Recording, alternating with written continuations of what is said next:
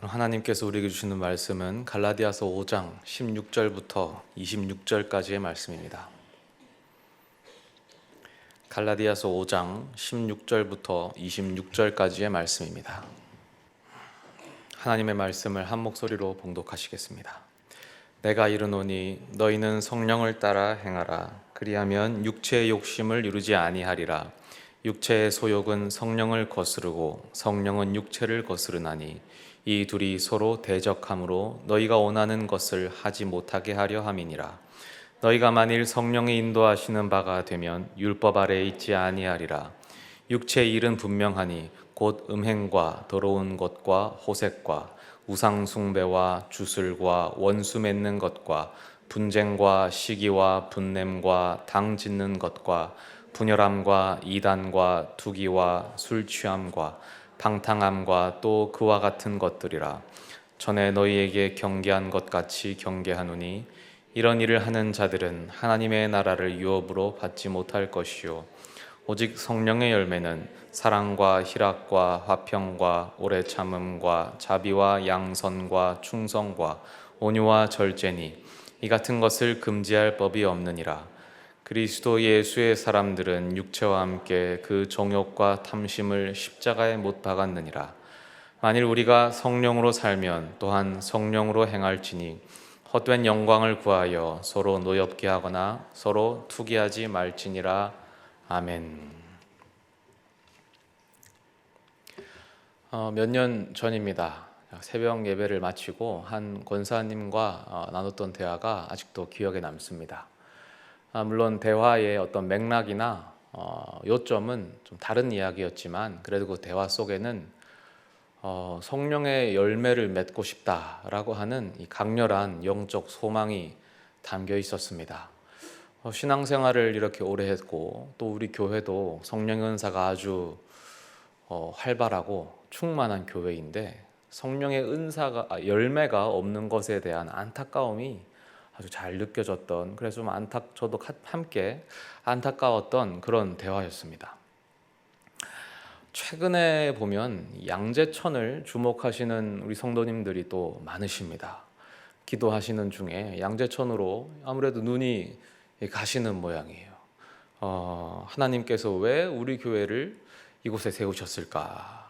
그래서 양재천을 품고 기도하시고 개인적으로 또 전도하시는 분도 있고 그렇습니다. 그래서 특히 이제 봄철에 날씨 좋을 때, 아직도 날씨가 꽤 더워졌지만 그래도 아직 좋습니다. 산책을 이렇게 해보시면 아마 많이 하실 겁니다. 참 많은 분들이 그 길을 걸으시죠. 그래서 그들을 향한 아마 영적인 사명감이 생기시는 걸 겁니다. 이런 마음들이 다 무엇이겠습니까? 우리가 이렇게 뜨겁게 예배하고 뜨겁게 찬양하고 뜨겁게 기도하는데 여기에 머물러서야 되겠는가 하는 마음일 겁니다. 우리도 어떤 성령의 열매를 좀 맺어야 한다라는 마음으로 이런 일들을 하고 이렇게 눈을 돌리고 하시는 것들이겠죠. 제가 지난 새벽 예배 중에 한 청년의 이야기를 잠깐 소개했었습니다. 이 CCM 찬양 중에서 내 모습 이대로라는 찬양이 있는데 그게 처음 가사가 이렇죠. 내 모습 이대로, 내 모습 이대로 사랑하시네, 연약함 그대로 사랑하시네, 이렇게 시작합니다. 제가 이 찬양을 참 좋아해서 한때 청년부에서 주구장창 불렀습니다. 너무 많이 불렀더니 어느 날 그 청년이 저에게 와서 그 노래가 이제 지겹다 지겹다, 그만 좀 부르자라고 했습니다. 그냥 노래가 지겨워졌나 했더니 사실은 그게 아니고 일종의 이제 신학적으로 이제 싫다는 겁니다. 뭐냐라고 했더니 처음에는 너무 좋았답니다. 내 모습 이대로 사랑하신다, 얼마나 좋습니까? 이 연약한 모습 그대로 나를 받아주시니까 참 좋았는데 그것도 뭐 하루 이틀이지 1년, 2년, 3년, 4년 계속 자기가 이 모습 이대로 있는 모습에 스스로가 너무 실망감이 들고 스스로 너무 섭섭하고 만족이 안 된다라는 것이죠. 하나님이 좀 사실은 싫지만 그래도 좀 혼내시고 해야 되는데 너무 우쭈쭈만 하는 것 같으니까 성장하지 않는 모습에 이게 좀 아닌 것 같다. 그러니까 성령의 열매를 좀 맺어야 되는데 그 열매 없는 자신의 모습이 싫다 라는 거죠. 그래서 그 노래가 좀 마음에 안 든다라는 이야기를 했습니다. 여러분도 혹시 그렇지 않으십니까? 이 성령의 열매라는 것은 이 표현하기에 따라서 우리 신앙인들의 목표라고 할 수 있을 것입니다. 신앙이라는 것을, 신앙생활을 혹시 발전의 단계라고 볼 수 있다면 열매 맺는 것은 아마도 완성 단계일 것입니다. 그래서 결국 성령의 열매를 맺도록 성숙해 나가는 것이 우리 신앙인들의 삶의 바람직한 자세가 되겠죠. 그런데 이것이 참 쉽지가 않습니다. 너무 어렵죠. 우리가 보통 신앙생활이 참 어렵다라고 말하면 그것은 대부분 이 성령의 열매를 맺는 것이 어렵다라는 말과도 같은 뜻입니다. 바로 오늘 이 성령의 열매에 대해서 바울이 이야기합니다. 오늘 본문에서 이 9가지 성령의 열매를 제시하는데 22절과 23절입니다. 오직 성령의 열매는, 우리가 잘 아는 것이죠. 같이 한번 읽어볼까요? 오직 성령의 열매는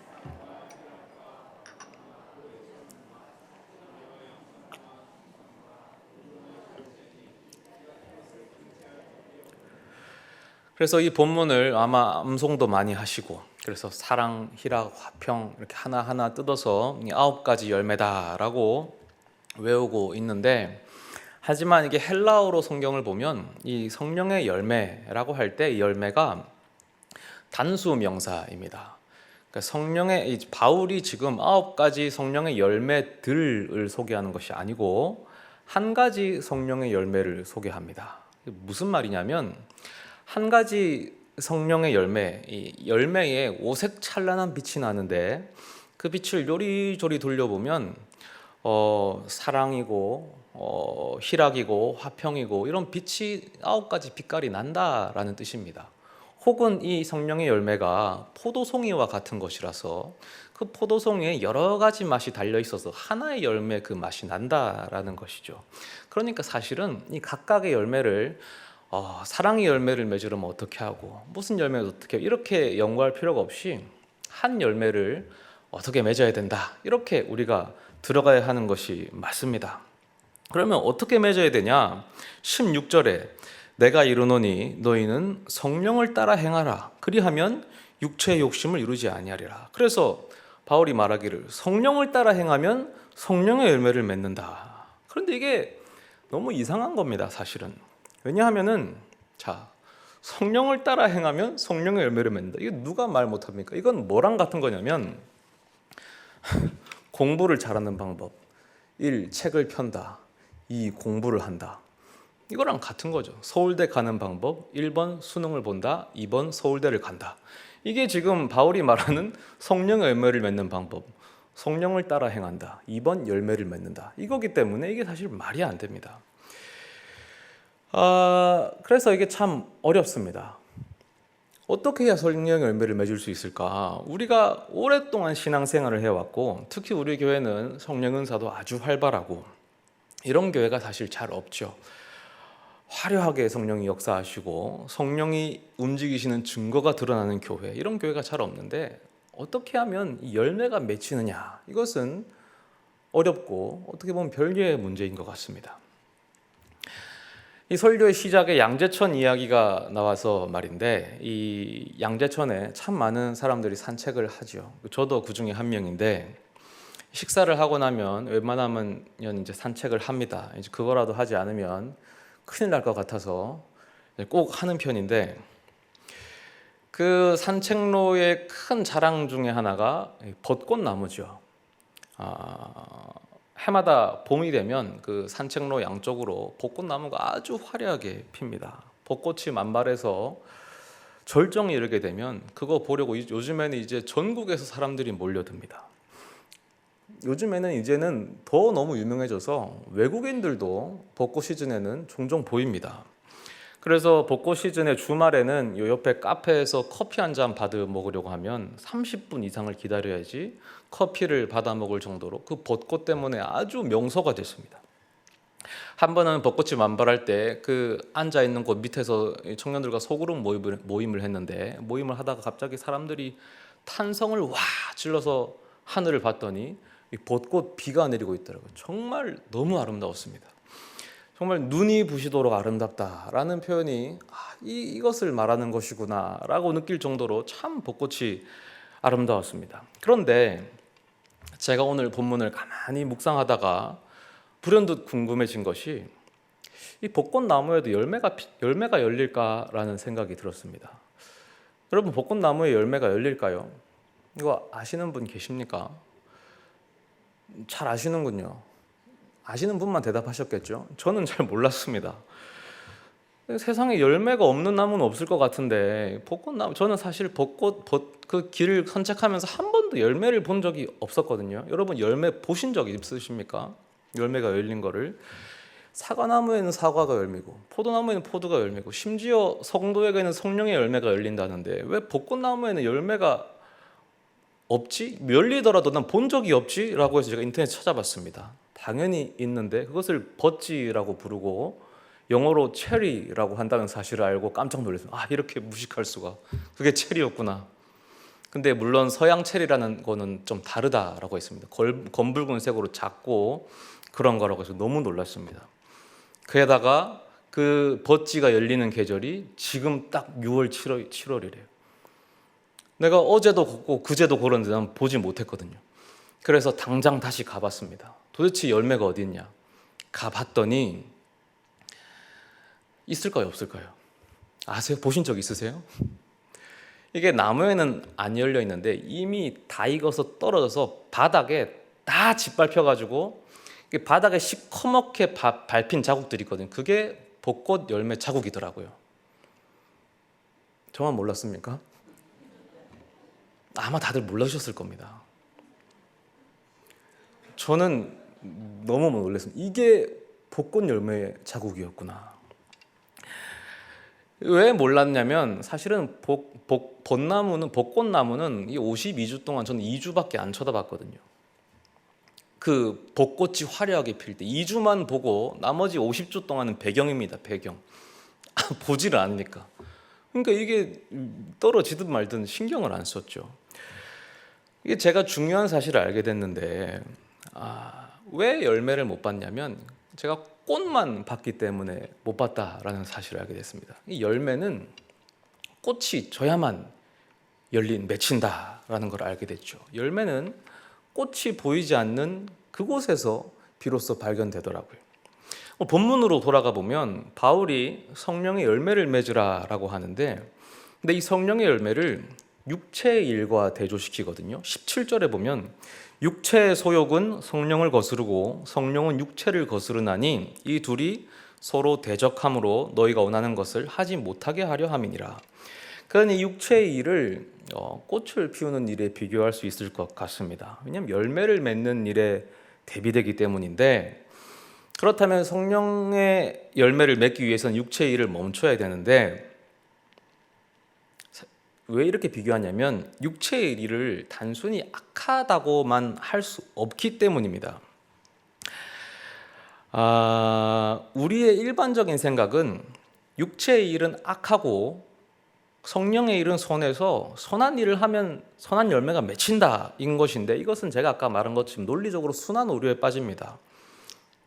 좋은 부모가 되는 방법은 뭐냐? 1번 자식을 낳는다, 2번 좋은 부모가 된다. 이게 당연한 얘기잖아요. 이런 얘기를 하는 게 아니라 육체의 일을 정의하자면 뭐냐면 지나치게 꽃을 피우는 일이다라고 말할 수 있습니다. 내 열정, 내 의지, 내 욕심 이것이 지나치게 폭발해서 하나님을 앞서가면 그것이 육체의 일이 됩니다.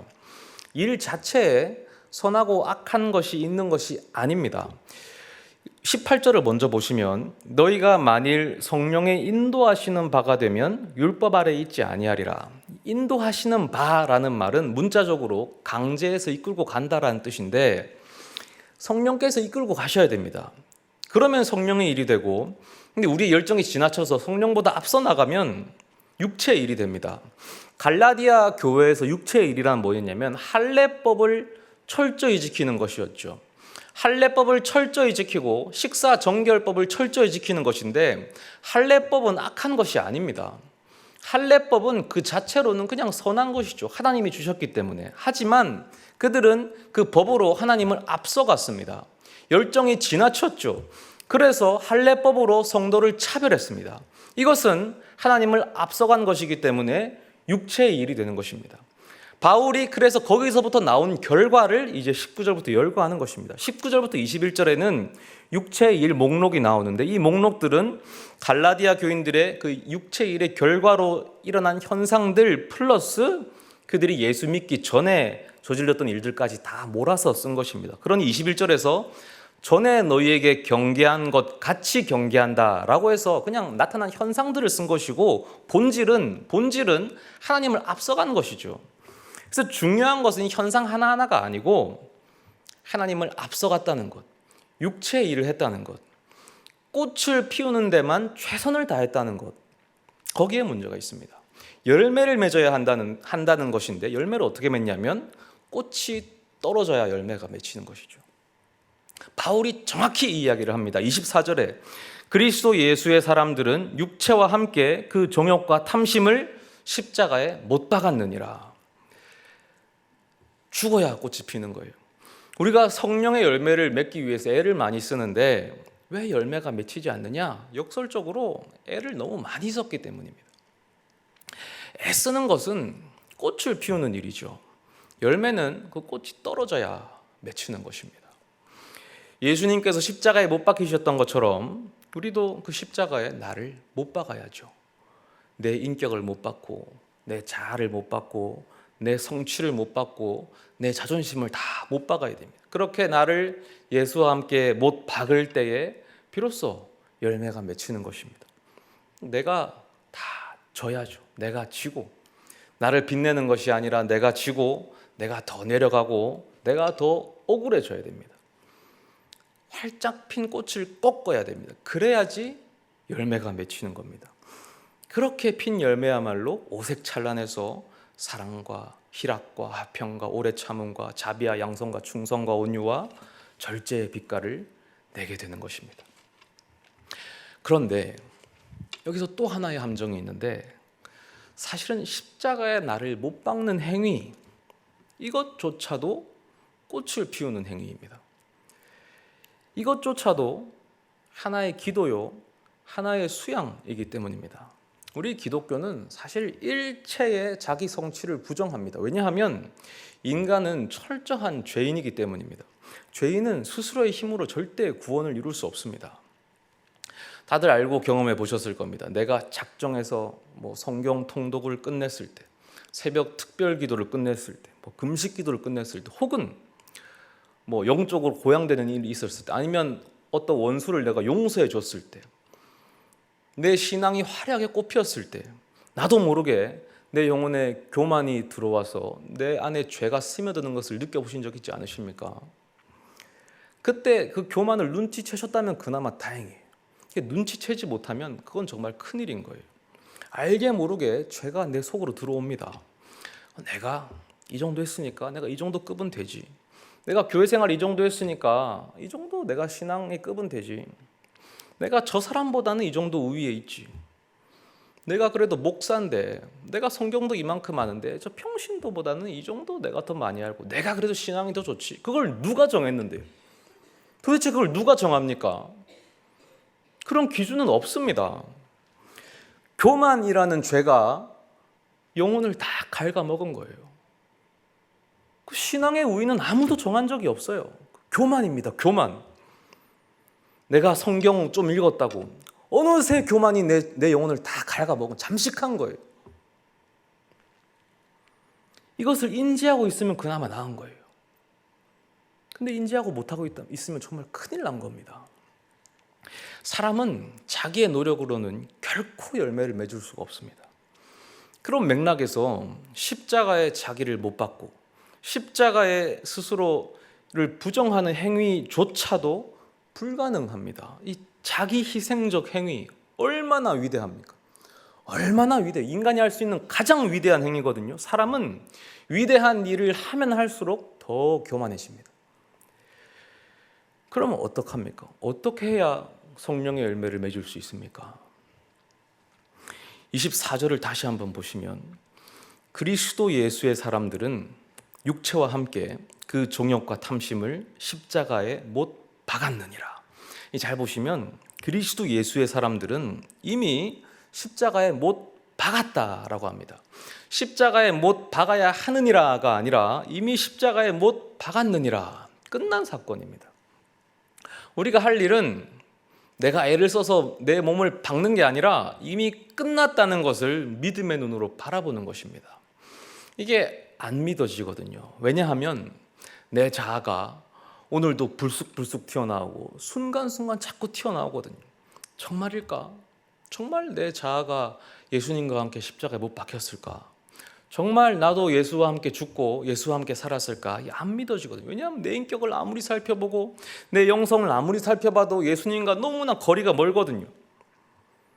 그런데 이 바울의 편지를 잘 보시면 이 그리스도 예수의 사람들이라고 되어 있거든요. 그리스도 예수의 사람들, 소유격입니다. 그리스도 예수가 선택한 사람들, 과연 어떤 사람들일까?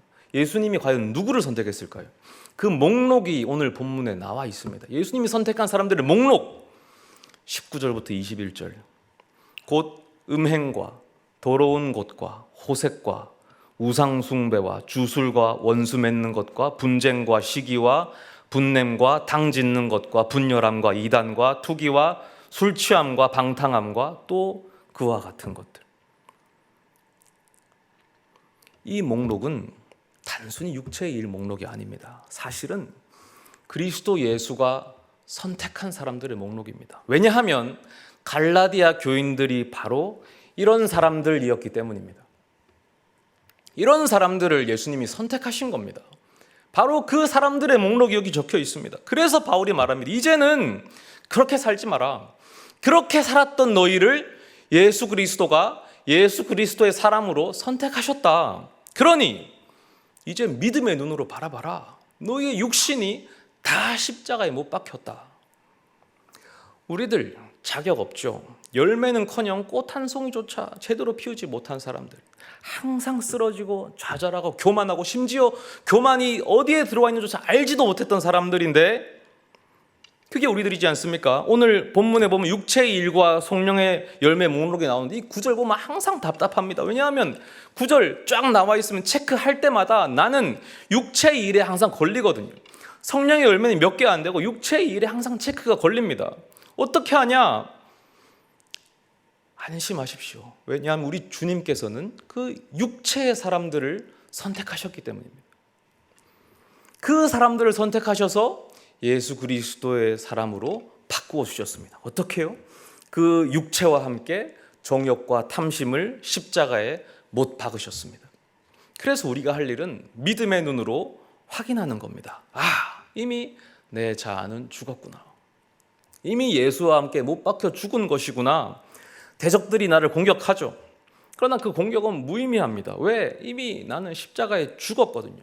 그 자아가 잘 될 이유가 없거든요. 내 자아는 죽었고 대신에 예수가 살고 있거든요.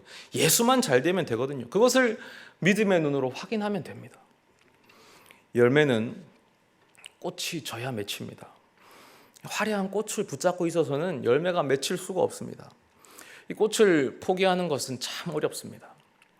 꽃을 버리면 내가 혼자가 될 것 같고, 꽃을 버리면 내 존재가 사라질 것 같고, 이 꽃을 버리면 내가 쌓아올린 모든 것이 무너질 것 같습니다. 그래서 우리 주님은 그저 십자가만 믿으라 라고 하시는 겁니다.